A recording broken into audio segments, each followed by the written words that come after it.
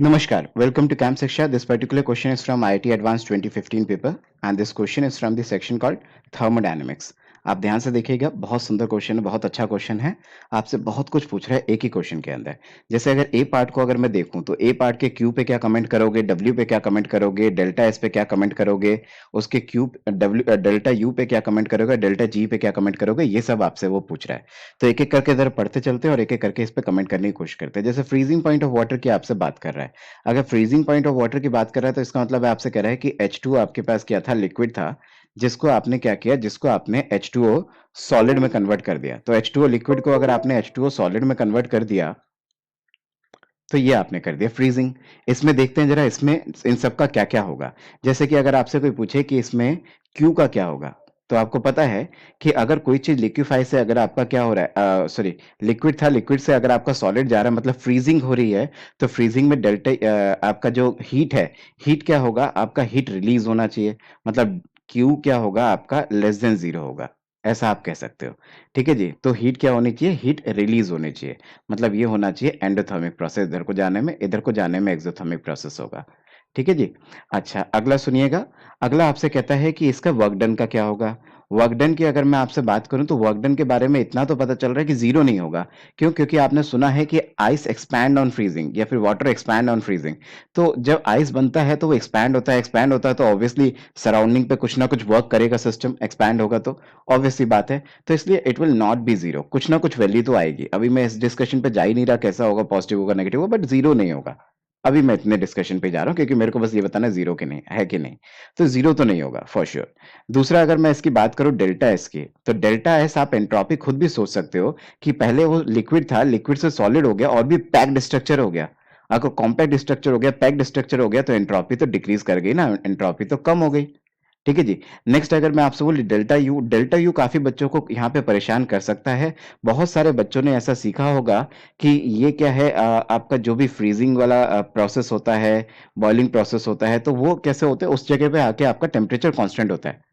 ठीक है, तो आप कह सकते हो at during the freezing point और you can say during the freezing process आपका temperature will remain constant. Temperature अगर कांस्टेंट है तो आइसोथर्मल है, आइसोथर्मल होगा तो delta U equals to zero, ऐसा कुछ बच्चे सोच सकते हैं।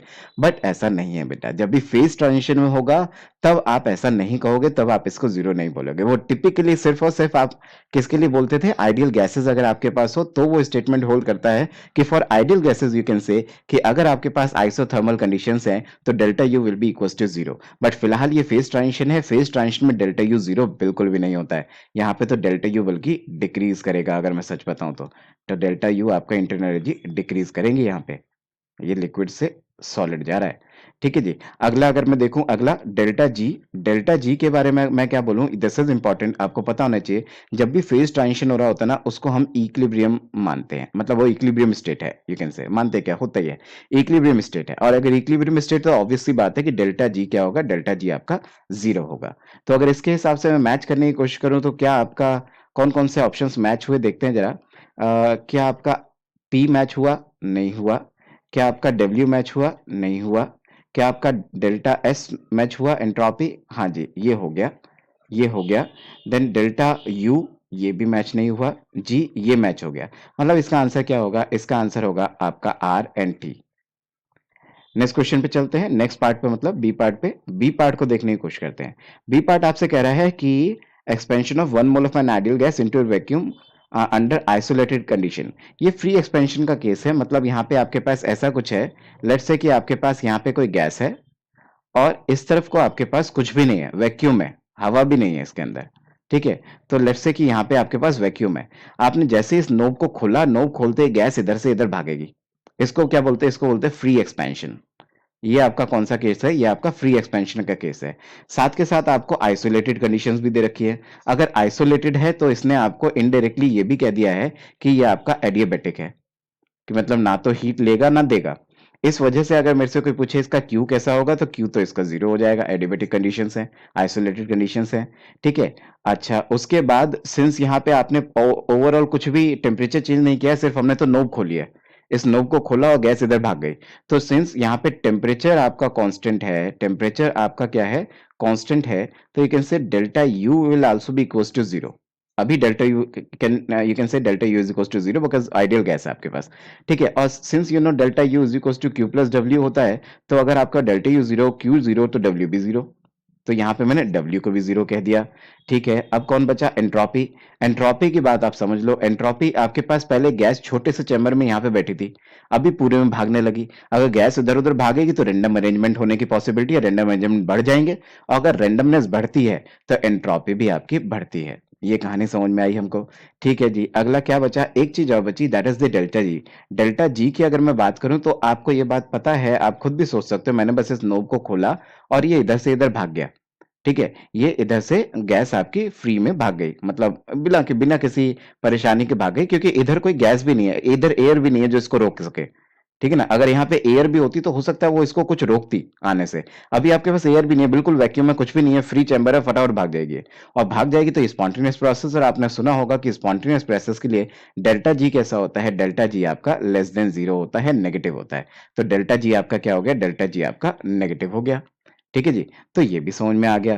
ठीक है, अच्छा हाँ, यहाँ पे कुछ लोग पता है, कुछ लोग जो मैंने W is equal to zero यहाँ से मैं लेके आया, कुछ लोग ऐसा भी समझाते हैं कि सिंस यहाँ पे आप अगर देखोगे ना, तो डब्ल्यू निकालने का क्या तरीका है? माइनस का P external dV, P external delta V. ठीक है, तो कुछ लोग बोलते हैं कि पी एक्सटर्नल भी तो जीरो है ना, क्योंकि जैसे ही आपने इस नोब को खोला गैस इधर को भाग रही है और गैस को रोकने वाला कोई नहीं है, मतलब इसको अपोज करने वाला कोई नहीं है। तो अगर अपोज करने वाला कोई नहीं है तो पी एक्सटर्नल जीरो हो जाता है, और पी एक्सटर्नल जीरो हो गया तो डब्ल्यू वैसे ही जीरो हो जाता है। ठीक है जी, तो अब देखते हैं जरा हमारे इनमें से कौन कौन से आंसर्स हमारे पकड़ में आ रहे हैं और कौन कौन से नहीं आ रहे हैं। देखें जरा, पार्ट बी के लिए मैं देखूं क्या क्यू जीरो है? हाँ जी, क्यू जीरो है, डब्ल्यू जीरो है, डब्ल्यू जीरो है, डेल्टा यू जीरो है, डेल्टा यू भी जीरो है, डेल्टा एस आपका नेगेटिव दे रखा है, हमारा पॉजिटिव आ रहा है, इसने जीरो दे रखा है, हमारा नेगेटिव आ रहा है। इसका मतलब ये तीन मैच कर रहे हैं। अगर ये तीन मैच कर रहे हैं तो इसका आंसर क्या होना चाहिए? इसका आंसर मैंने लिखा था आपका आर एंड टी। इसका आंसर मैं लिख दूं क्या क्या होना चाहिए? P, Q and S. ये तीन आंसर्स होंगे। ठीक है, देन सी ऑप्शन पे मैं आ जाता हूं। सी ऑप्शन एक बार जरा सुनिएगा। सी ऑप्शन को अगर मैं देखूं, सी ऑप्शन में आपसे क्या कह रखा है? आपसे कह रखा है इक्वल वॉल्यूम के दो चैम्बर हैं, इक्वल वॉल्यूम के चैम्बर हैं, ये भी वी, ये भी वॉल्यूम वी। ठीक है, उसके बाद क्या कह रहा है? दो आइडियल गैसेस हैं, लेट्स से कोई आइडियल गैस ए है, कोई आइडियल गैस बी है, दो चीजें हैं आपके पास। उसके बाद कह रहा है एट कांस्टेंट टेम्परेचर है, कांस्टेंट प्रेशर है, मतलब डेल्टा टी भी इक्वल्स टू जीरो है, डेल्टा पी भी इक्वल्स टू जीरो है। तो ऐसे में आइसोलेट भी है, आइसोलेटेड कंटेनर भी है।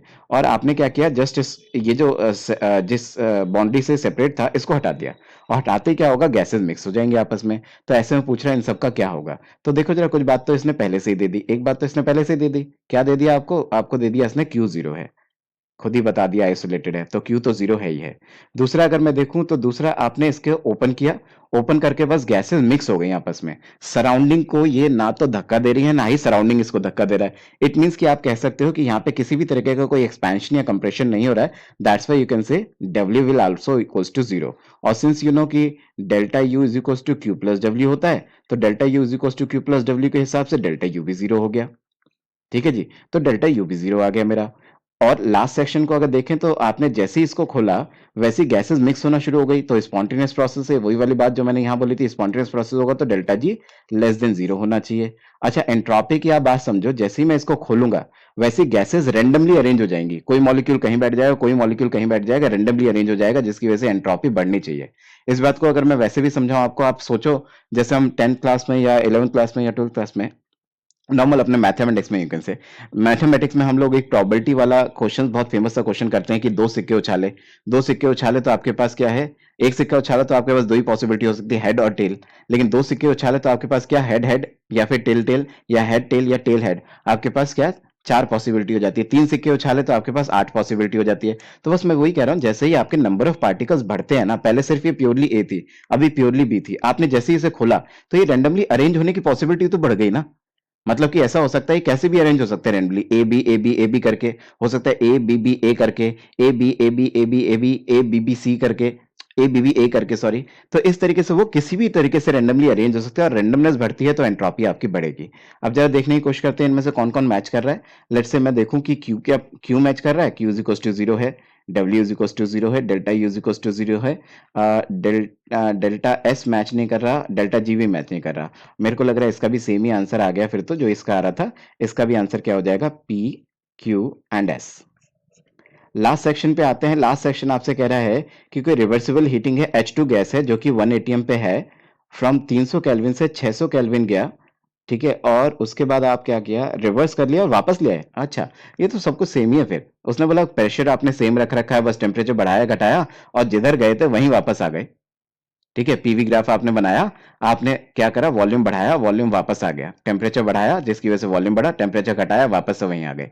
तो ये तो एक साइक्लिक प्रोसेस हो गया एक तरह से, और साइक्लिक प्रोसेस होगा तो जितनी भी डेल्टा वाली चीजें हैं, delta U, delta S, delta G, वो सब जीरो हो जाएगा, डेल्टा एस भी जीरो हो जाएगा साइक्लिक प्रोसेस के लिए, डेल्टा यू भी जीरो हो जाएगा साइक्लिक प्रोसेस के लिए, डेल्टा जी भी जीरो हो जाएगा साइक्लिक प्रोसेस के लिए।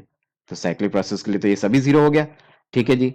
और क्या बचा, और बचा आपका क्यू के बारे में पढ़ लेते हैं। क्यू क्या है, क्यू उसने अगर आप ध्यान से देखो तो यहाँ पे क्या हुआ, जहां से हम गए वहीं वापस आ गए। तो ओवरऑल क्यू क्या है, क्यू का कुछ भी नहीं होगा, क्यू जीरो ही रहेगा आपका। ठीक है जी। तो आपका क्या है, किसी भी तरह की हीट रिलीज या हीट गेन नहीं हो पाएगा, क्योंकि आप साइक्लिक प्रोसेस है, वापस वहीं आ गए, जो आपने किया वही एग्जाम पर वापस आ गए, जिसकी वजह से आपका क्यू जीरो हो गया। और सिंस आप वापस वहीं आ गए तो एरिया एंक्लोज द ग्राफ, आप इधर गए और इधर आ गए, area enclose the graph zero है, दैट्स वाई आप कह सकते हो डब्ल्यू भी जीरो है। तो इसमें सब कुछ ही जीरो हो गया अगर आप देखोगे तो। अब देखते रहे मैच कौन कौन कर रहा है। क्या क्यू मैच कर रहा है, क्यू आपका जीरो इसने बोला है, डब्ल्यू आपका जीरो बोला है, ये हमने मैच कर दिया, ये मैच कर गया, ये मैच कर गया, डेल्टा एस मैच नहीं कर रहा है। तो इसका आंसर क्या क्या होना चाहिए, इसका आंसर मेरे को लगता है डेल्टा एस वाला, मतलब आर को छोड़ के बाकी सब होंगे। तो पी होगा, क्यू होगा, एस होगा और टी होगा। अच्छा क्वेश्चन है। इस तरीके से आपको छोटी छोटी बातें अगर पता हो तो सिर्फ थियोरेटिकल क्वेश्चन पूछ के ही बहुत अच्छा क्वेश्चन आपसे पूछ लेगा on the basis of thermodynamics. बहुत अच्छा क्वेश्चन पूछा है इसने। Okay, so I hope I helped you. Please subscribe Camp Shiksha. Thank you.